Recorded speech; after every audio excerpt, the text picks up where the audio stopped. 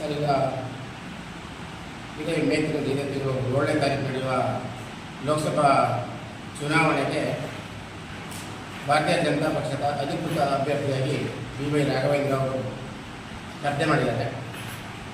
ಆ ಸ್ಪರ್ಧೆಗೆ ಅವರನ್ನು ಭಾರತೀಯ ಜನತಾ ಪಕ್ಷದ ಕಾರ್ಯಕರ್ತರಾಗಿ ನಾವು ಅವರನ್ನು ಗೆಲ್ಲಿಸಬೇಕು ಅಂತೇಳಿ ಪರಿಶಿಷ್ಟ ಜಾತಿ ಜನಾಂಗದವರ ಓಟನ್ನು ಅವರಿಗೆ ಹಾಕಿಸ್ಬೇಕು, ಅವರಿಗೆ ಕೊಡಬೇಕು, ನಮ್ಮವರಿಗೆ ಮನವರಿಕೆ ಮಾಡಬೇಕು ಅಂತೇಳಿ ನಾವು ಇಡೀ ತಾಲೂಕಿನಾದ್ಯಂತ ಓಡಾಡ್ತಾ ಇದ್ದೇವೆ. ಒಳ್ಳೆಯ ಸ್ಪಂದನೆ ಕೂಡ ಇದೆ. ಹಾಗಾಗಿ ಅವ್ರನ್ನ ಗೆಲ್ಲಿಸಬೇಕು ಅನ್ನೋದು ನಮ್ಮ ಉದ್ದೇಶ. ಅವ್ರನ್ನ ಗೆಲ್ಲಿಸೋಕ್ಕೆ ಕಾರಣ, ಅವ್ರನ್ನ ಸಪೋರ್ಟ್ ಮಾಡೋಕ್ಕೆ ಕಾರಣ ಏನು ಅಂತ ನಾವು ಹೇಳೋದಾದರೆ ಭಾಳಷ್ಟು ಕಾರಣಗಳಿದ್ದಾವೆ. ಮೊದಲನೇದಾಗಿ ಇವತ್ತಿನ ರಾಜ್ಯ ಸರ್ಕಾರ ಏನು ಮೊನ್ನೆ 10 ತಿಂಗಳಿಂದ ಇವತ್ತು ಕರ್ನಾಟಕ ರಾಜ್ಯ ಸರ್ಕಾರ ಬಂದಿದೆ. ಈ ರಾಜ್ಯ ಸರ್ಕಾರ ಕೂಡ ಪರಿಶಿಷ್ಟ ಜಾತಿ ಜನಾಂಗದವರಿಗೆ ವಿರುದ್ಧವಾಗಿ ಅವರ ಅನುದಾನವನ್ನು ಬೇರೆ ಬೇರೆ ಕಡೆ ಬಳಸೋದ್ರ ಮುಖಾಂತರ ಅವರ ಅಭಿವೃದ್ಧಿಗೆ ಕುಂಠಿತ ಮಾಡಿದ್ದಾರೆ ಅನ್ನೋದು ನಮ್ಮ ಗಮನಕ್ಕೆ ಬಂದಿದೆ, ನಿಮ್ಮ ಗಮನಕ್ಕೂ ಬಂದಿದೆ. ಉದಾಹರಣೆಗೆ ಈ ರಾಜ್ಯದಲ್ಲಿ 14 ಸಾರಿ ಬಜೆಟನ್ನು ಮಂಡಿಸಿದಂಥ ಕೀರ್ತಿ ಯಾರಿಗಾರು ಇದ್ದರೆ ಇವತ್ತಿನ ಮುಖ್ಯಮಂತ್ರಿ ಸಿದ್ದರಾಮಯ್ಯನವರಿಗೆ. ಅಂತ ಮುಖ್ಯಮಂತ್ರಿ ಆದ ಕಾಲದಲ್ಲಿ ಇವರು ಗ್ಯಾರಂಟಿಗಳನ್ನ ಕೊಡ್ತೀವಿ ಅಂತ ಹೇಳಿ, ಆ ಗ್ಯಾರಂಟಿಗಳಿಗೆ ವಾರಂಟಿಗಳೇ ಇಲ್ಲ, ಅಂಥ ಗ್ಯಾರಂಟಿಗಳನ್ನ ಕೊಡ್ತೀವಿ ಅಂತ ಹೇಳಿ ಜನರಿಗೆ ಗ್ಯಾರಂಟಿಗಳನ್ನ ಕೊಡೋದು ಹೆಸರಲ್ಲಿ ಪರಿಶಿಷ್ಟ ಜಾತಿ ಜನಾಂಗದವರಿಗೆ ಬಜೆಟ್ನಲ್ಲಿ ಏನು ಇಟ್ಟಂಥ ಹಣ ಇದೆ, ಸುಮಾರು 38,000 ಕೋಟಿ ರೂಪಾಯಿಗಿಂತ ಹೆಚ್ಚಿನ ಹಣ. ಅದರಲ್ಲಿ ಸುಮಾರು 11,400 ಕೋಟಿ ಅಂದಾಜು ಹಣವನ್ನು ಈ ಗ್ಯಾರಂಟಿಗಾಗಿ ಬಳಸ್ತಾ ಇದ್ದಾರೆ. ಇದರಿಂದ ಪರಿಶಿಷ್ಟ ಜಾತಿ ಜನಾಂಗದವರ ಅಭಿವೃದ್ಧಿ ಕುಂಠಿತ ಆಗಿದೆ. ಅವರಿಗೆ ಯಾವುದೇ ಸೌಲಭ್ಯಗಳನ್ನ ಸಂವಿಧಾನಬದ್ಧವಾಗಿ ಸಿಗುವಂಥ ಸಹಾಯಧನ ಇರ್ಬೋದು, ಇನ್ನೊಂದಿರ್ಬೋದು, ಮೂಲಭೂತ ಸೌಕರ್ಯಗಳನ್ನು ರಾಜ್ಯ ಸರ್ಕಾರಕ್ಕೆ ಕೊಡಲಿಕ್ಕೆ ಆಗ್ತಾ ಇಲ್ಲ. 10 ತಿಂಗಳಿಂದ ಯಾವುದೇ ಒಂದು ಪ್ರದೇಶದಲ್ಲಿ, ಯಾವುದೇ ಒಂದು ಬಡಾವಣೆಗಳಿಗೆ ಪರಿಶಿಷ್ಟ ಜಾತಿಯವರಿಗೆ ಯಾವುದೇ ಥರದ ಸಹಾಯ ಸಹಕಾರ ಸಿಗಲಿಲ್ಲ. ಆದ್ದರಿಂದ ಈ ಹಣವನ್ನು ಅವರು ಬಳಸಿದ್ದರಿಂದ ನಮ್ಮ ಜನಾಂಗದವರಿಗೆ ಒಂದು ರೀತಿಯಲ್ಲಿ ಈ ಸರ್ಕಾರ ಮೋಸ ಮಾಡಿದೆ ಅನ್ನೋದು ನಮ್ಮ ಅಭಿಪ್ರಾಯ. ಅದು ಮಾಡಬಾರ್ದಿತ್ತು. ಕೂಡಲೇ ಅವರ ಹಣವನ್ನು ಗ್ಯಾರಂಟಿಗೆ ಬಳಸೋದನ್ನು ಬಿಟ್ಟು ನಮ್ಮ ಅಭಿವೃದ್ಧಿಗಾಗಿ, ನಮ್ಮ ಜನಾಂಗದ ಅಭಿವೃದ್ಧಿಗಾಗಿ ನಾವು ಬಳಸಬೇಕು ಅನ್ನೋದು ನಮ್ಮ ಒತ್ತಾಯ. ಹಾಗೆ ಈ ಗ್ಯಾರಂಟಿಗಳಲ್ಲಿ ಕೆಲವೊಂದು ಪಕ್ಷ ಪ್ರಾರಂಭದಿಂದಲೂ, ಸ್ವತಂತ್ರ ಬಂದಾಗಿನಿಂದಲೂ ಪರಿಶಿಷ್ಟ ಜಾತಿ ಜನಾಂಗದವರು ಕಾಂಗ್ರೆಸ್ಸಿನ ಪರವಾಗಿ ಇದ್ದಾರೆ ಅಂತ ಹೇಳಿ ಪ್ರಚಾರ ತಗೊಳ್ಳೋದ್ರ ಜೊತೆಯಲ್ಲಿ ಒಂದು ರೀತಿ ಪರಿಶಿಷ್ಟ ಜಾತಿ ಜನಾಂಗದವ್ರನ್ನ ಗುತ್ತಿಗೆ ಹಿಡಿದವರ ಥರ ಕಾಂಗ್ರೆಸ್ನ ನಾಯಕರುಗಳು ಮಾತಾಡ್ತಾರೆ.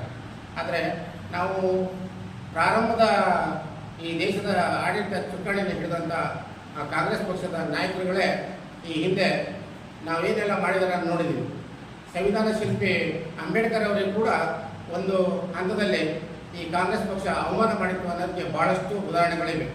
ಕಾರಣ, ನೆಹರು ಅವರ ಮಂತ್ರಿಮಂಡಲದಲ್ಲಿ ಕಾರ್ಮಿಕ ಸಚಿವರಾದಂಥ ಅಂಬೇಡ್ಕರ್ ಅವರ ಉದ್ದೇಶವನ್ನು, ಅವರು ಹೇಳಿದ ಸಿದ್ಧಾಂತಕ್ಕೆ ಒಪ್ಪದೆ, ಅವರು ಹೇಳಿದ ಕಾನೂನನ್ನು ಜಾರಿ ಮಾಡಲಿಕ್ಕೆ ಒಪ್ಪದೇ ಇರೋದ್ರಿಂದ ಅಂಬೇಡ್ಕರ್ ಅವರು ತಮ್ಮ ಸ್ಥಾನಕ್ಕೆ ರಾಜೀನಾಮೆ ಕೊಟ್ಟು ಹೊರಗೆ ಬರ್ತಾರೆ ಅನ್ನೋದು ಗೊತ್ತಿದೆ.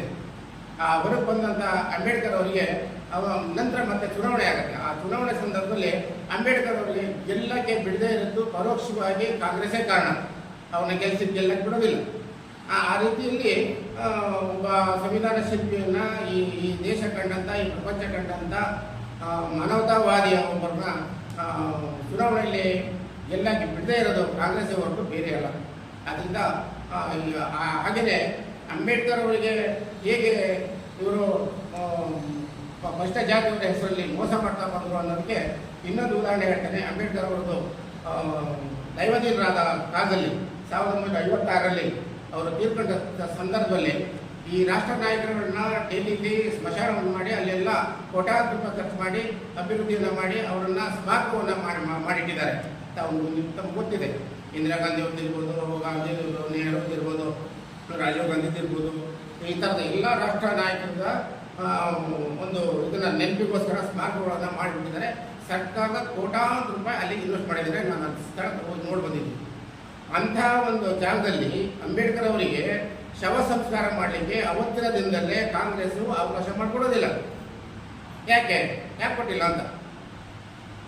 ಆ ಸಂದರ್ಭದಲ್ಲಿ ಜಗಜೀವನ್ ರಾಮ್ ಅವರು ಅಂಬೇಡ್ಕರ್ ಅವರ ಶವವನ್ನು ಮಹಾರಾಷ್ಟ್ರಕ್ಕೆ ತೊಗೊಂಡು ಹೋಗೋಕ್ಕೆ ಪ್ರಯತ್ನ ಪಟ್ಟು ಮಹಾರಾಷ್ಟ್ರಕ್ಕೆ ತೊಗೊಂಡು ಹೋಗೋಕ್ಕೆ ಪ್ರಯತ್ನ ಪಡ್ತಾರೆ. ಆ ಟೈಮಲ್ಲಿ ಹಣಕಾಸು ಕೂಡ ಇರೋದಿಲ್ಲ. ಎಲ್ಲ ಅವರ ಆಫೀಸಲ್ಲಿ ಹುಡುಕಿದ್ರೆ ಜಗಜೀವನ್ ರಾಮ್ ಅವರು ಮತ್ತು ಅವರ ಸ್ನೇಹಿತರು ಅಂಬೇಡ್ಕರ್ ಅವರ ಆಫೀಸ್ನಲ್ಲಿ ಸಿಕ್ಕಿದ್ದು ಏನಂದರೆ ಹಣ ಅಲ್ಲ, ಬರೀ ಬುಕ್ಗಳು, ಅವರು ಅಭ್ಯಾಸ ಮಾಡಿದಂಥ ಬುಕ್ಗಳು. ಬರೀ 2,500 ರೂಪಾಯಿ ಅಂದಾಜು ಅವರೆಲ್ಲ ಒಂದು ಕಡೆ ಬರೆದಿದ್ದಾರೆ. 2,500 ರೂಪಾಯಿ ಮಾತ್ರ ಹಣ ಸಿಕ್ಕಿದ್ದಂತೆ. ಆ ಹಣ ತಗೊಂಡು ಮತ್ತೆ ಇದ್ದಂಥ ಬೇರೆ ಸ್ನೇಹಿತರೆಲ್ಲ ಸೇರಿ ಹಣವನ್ನು ಕ್ರೋಢೀಕರಿಸ್ಕೊಂಡು ಖಾಸಗಿ ವಿಮಾನವನ್ನು ತರಿಸ್ಕೊಳ್ತಾರೆ. ಯಾಕೆಂದರೆ ಒಬ್ಬ ರಾಷ್ಟ್ರ ನಾಯಕರು ಯಾರೇ ತಿರ್ಕೊಂಡು ಆ ಶವವನ್ನು ಒಂದು ಕಡೆ ನಾವು ಸಾಗಿಸೋ ಟೈಮ್ನಲ್ಲಿ ಸರ್ಕಾರ ಅವರಿಗೆ ಗೌರವಯುತವಾಗಿ ರಕ್ಷಣಾ ಇಲಾಖೆಯ ವಿಮಾನವನ್ನು ತರಿಸಿ ಆ ಶವವನ್ನು ಬೇರೆ ಕಡೆ ಸಾಗಿಸೋಂಥ ಒಂದು ಪದ್ಧತಿ ಮೊದಲಿಂದಲೂ ಇಟ್ಟು ಬಂದಿದೆ, ಈಗಲೂ ಇದೆ. ಆದರೆ ಅಂಬೇಡ್ಕರ್ ಅವರಿಗೆ ಆ ವಿಮಾನ ಕೂಡ ಸರ್ಕಾರ ಕೊಡೋದಿಲ್ಲ. ಜಗಜೀವನ್ ರಾಮ್ ಅವರು ಖಾಸಗಿ ವಿಮಾನವನ್ನು ತಂದು ಮಹಾರಾಷ್ಟ್ರಕ್ಕೆ ತಗೊಂಡೋಗಿ ಮಹಾರಾಷ್ಟ್ರದಲ್ಲಿ ಶವ ಸಂಸ್ಕಾರವನ್ನು ಮಾಡ್ತಾರೆ. ಅಲ್ಲೇ ಒಂದಷ್ಟು ಅಭಿವೃದ್ಧಿಯನ್ನು ಮಾಡಿದ್ದೀವಿ ಅಂತ ಹೇಳ್ತಾರೆ. ನಾವು ಕಣ್ಣಾರೆ ನೋಡಿದ್ದೀವಿ. ಯಾಕೆಂದರೆ ಭೀಮಾ ಕೊರೆಗೊಮ್ಮೆಗೆ ಹೋಗುವಂಥ ಸಂದರ್ಭದಲ್ಲಿ ಅದನ್ನೆಲ್ಲ ಹೇಳೋಕ್ಕಾಗೋದಿಲ್ಲ. ಆ ಸಂದರ್ಭದಲ್ಲಿ ಹೋಗಿ ಸ್ಪೆಷಲ್ ನೋಡಿದ್ದೀವಿ ನಾವು ಅಭಿವೃದ್ಧಿ ನಾವು ಏನು ಮಾಡಿದ್ದಾರೆ ಅಂತ. ಹಾಗಾಗಿ ಈ ಕಾಂಗ್ರೆಸ್ನವರು ಪರಿಶಿಷ್ಟ ಜಾತಿಯವರ ಹೆಸರು ಹೇಳ್ಕೊಂಡು 60 ವರ್ಷಗಳ ಕಾಲ ಅಧಿಕಾರವನ್ನು ನಡೆದವರು ಇವತ್ತು ನಾವು ನಮ್ಮ ದೇಶದ ರಕ್ಷಣೆ ಮತ್ತು ಈ ದೇಶದ ಅಭಿವೃದ್ಧಿ ಜೊತೆಗೆ ದೇಶದ ಆರ್ಥಿಕತೆಯ ಅಭಿವೃದ್ಧಿ ಬಗ್ಗೆ ನಾವು ಹೆಚ್ಚು ಒಲವನ್ನು ಕೊಡಬೇಕಾಗುತ್ತೆ. ನಮ್ಮ ದೇಶಕ್ಕೆ ಒಂದು ಸದೃಢ ನಾಯಕತ್ವದ ಅವಶ್ಯಕತೆ ಇದೆ. ಅದೇ ರೀತಿಯಾಗಿ ನಮ್ಮ ಹಿಂದೆ 10 ವರ್ಷ ಪ್ರಧಾನಿಯಾಗಿರ್ತಕ್ಕಂಥ ನಮ್ಮ ಮೋದಿಯವರು ಕೂಡ ಆ ನಾಯಕತ್ವವನ್ನು ನಿರ್ವಹಿಸಿದ್ದಾರೆ. ನಾವು ಅವರಿಗೆ ಪುನಃ ಮತ್ತೆ ಬೆಂಬಲ ಕೊಡಬೇಕು ಅನ್ನೋ ನಿಟ್ಟಿನಲ್ಲಿ ಇವತ್ತು ಈ ಜಿಲ್ಲೆಯ ಸರ್ವಾಂಗೀಣ ಅಭಿವೃದ್ಧಿಯನ್ನು ಮಾಡಿರ್ತಕ್ಕಂಥ ಈ ಜಿಲ್ಲೆಯ BJP ಅಭ್ಯರ್ಥಿಯಾದಂಥ BY ರಾಘವೇಂದ್ರ ಕೂಡ ನಮ್ಮ ಬೆಂಬಲವನ್ನು ಕೊಟ್ಟು ಈ ಜಿಲ್ಲೆಯ ಅಭಿವೃದ್ಧಿ ಮತ್ತು ದೇಶದ ಒಂದು ಅಭಿವೃದ್ಧಿಗೆ ನಾವು ಸಹಕಾರ ಮಾಡಬೇಕು ಅಂತೇಳಿ ನಮ್ಮ ಒಂದು ಜಾತಿ ಜನಾಂಗದ ಮತಗಳನ್ನು ಹೆಚ್ಚಾಗಿ BJP ಕೊಡುವುದರ ಒಂದು ಪ್ರಯತ್ನವನ್ನು ಮಾಡ್ತಾ ಇದ್ದೀವಿ. ಹೆಚ್ಚು ಮತಗಳನ್ನು ಕೊಡುವುದರ ಮೂಲಕ ನಾವು BJPಯನ್ನು ಬೆಂಬಲಿಸ್ತೀವಿ ಅಂತ ಈ